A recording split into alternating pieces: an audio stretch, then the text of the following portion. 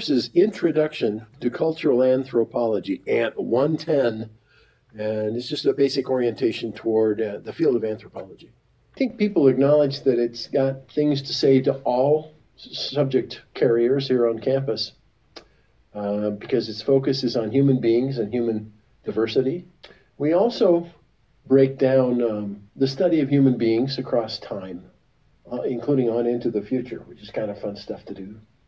One of those breaks is archaeology, and one is cultural anthropology, study of what makes a culture, their faith, their language, their history.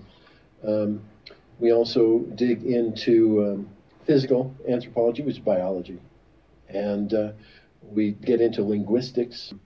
So that all of those things appreciate human beings in their fullest diversity.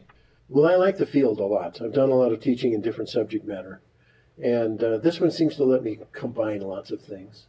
Technically, by its title, you should only be messing with cultural anthropology. But none of my people leave without all the other stuff, too. So we deal with archaeology, and we deal with the arrival of human beings on the planet. And we deal with the future languages as well. The global benefit, and the state of Colorado and other states have agreed this is a thing people should have a dose of in their academic experience. So that must mean that there's something ought to come out of this class that would be of value to the average person.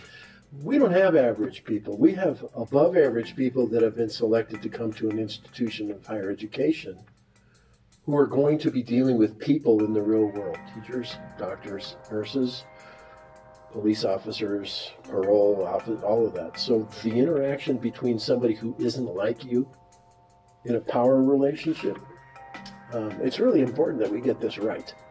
And I think the cultural anthropology class helps people to identify my reaction to somebody who's different isn't logical and normal, but it is irrational, right? And I don't need to panic that he's different. I can appreciate his difference and still do my job.